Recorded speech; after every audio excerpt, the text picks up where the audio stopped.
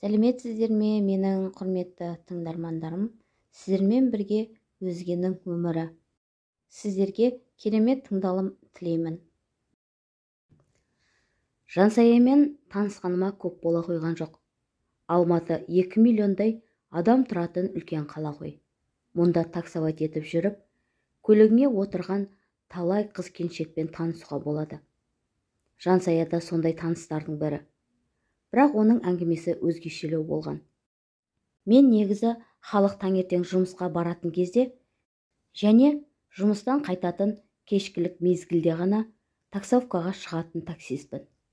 Сол кезде ғана клиенттер көп болады.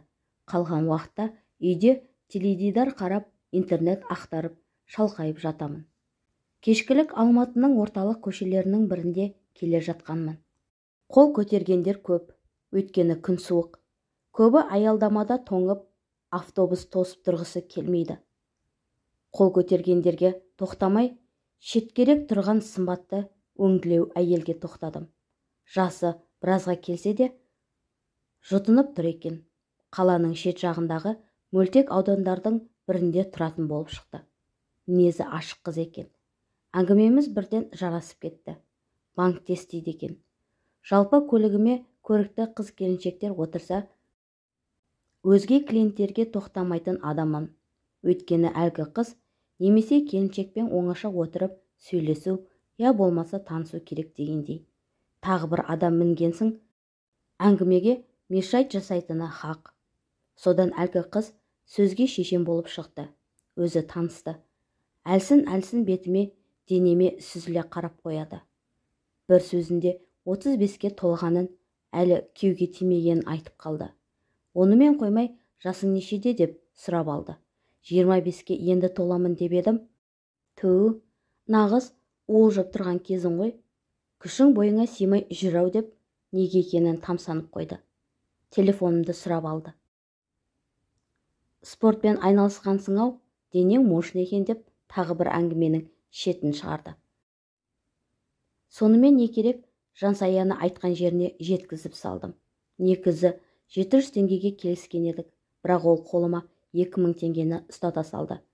Күнде кешкілік мені жанағы жерден алып кетіп тұршы деп өтініш жасады.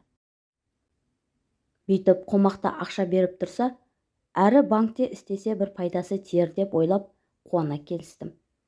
Жансаямен таныстығым осылай басталды. Кешкілік алып кетемін. Бірер рет кафеге тоқтап, тамақтандық. Соңғы жолы ол өзі коньяк ішті. Мен рөлдемін. Татып алмадым.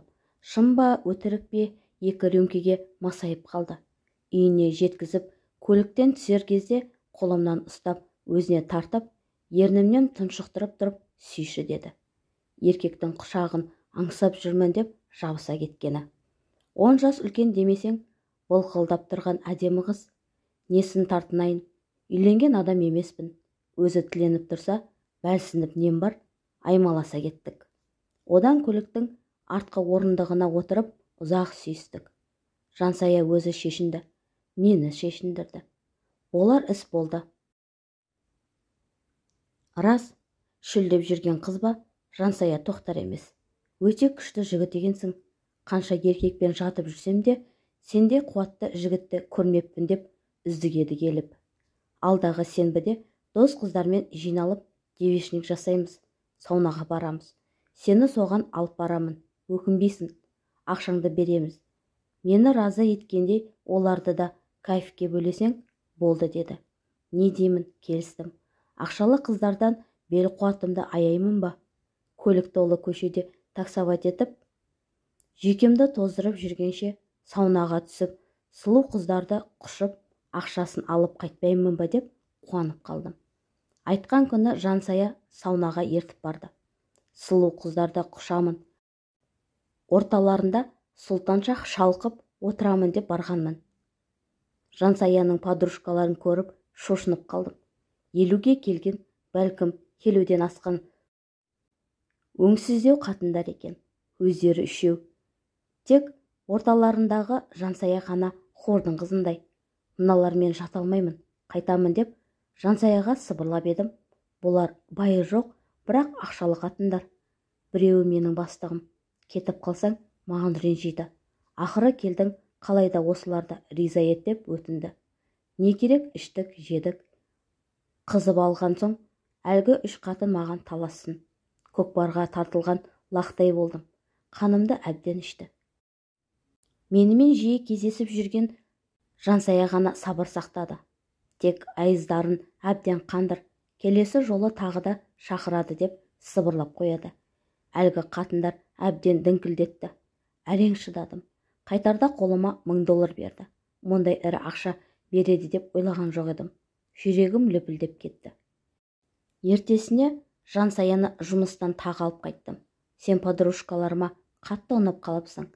Алдағы аптада сені тағы шақырамыз деп отыр. Отказ берме, деді. Ішкізіп, жегізіп, онымен қоймай, анандай үлкен ақша беріп тұрса, неге отказ беремін? Бірден келістім. Сөйтсем бұлар ара-тұра кафеге, саунаға барып демалып, арасында жігіт шақырып, осылайша қызық көреді екен. Карьера деп кезінде жүріп қалған, бай жоқ, бала жоқ, ақшалы жерде жұмыс істейді. Бұларды да түсінуге болады. Жағдайы болғанымен жасы келген, өңі тозған қатындар кім қарайды? Амалсыз өздері осылайша көңіл көтереді, ақшасын береді. Саған дейінде талай еркекпен демалғанбыз. Сені де біраз уақыт ермек ететін шығармыз деген Жансая. Мыналардың жанында сен қыздайсың, неге күйеуге шығып кетпейсің деп едім. Ол, мен де карьера деп жүріп қалдым. Қазір 35-ке келдім. Менімен жасты жігіттердің бәрі үйленіп алғандар, отбасылары бар. Дегенмен жасы үлкен болса да, бәрібір біреуге тиіп алу қажет болып тұр. Уақыт өтіп барады. Әйтпесе, мына қатындардың кебін киемін деп күрсініп қойды. Сонымен не керек, күнде кешкілік Жансаяны жұмыстан алып кетіп жүрмін. Подружкалары да мені сенбі сайын кездесуге шақырып, ақшаларын беріп жүр. Кейде кәрі қатындардың қолындағы қуыршағына айналып кеткен жоқпын ба осы деп ойланып қоямын. Бірақ көзіме олар беретін $1 елестегенде бәрін ұмытып кетемін. Әй, ақшаның құдіреті-ай, таксовать етемін деп жүріп, осындай жағдайға тап болдым. Қайтсем екен, әлде кәрі қатындар менен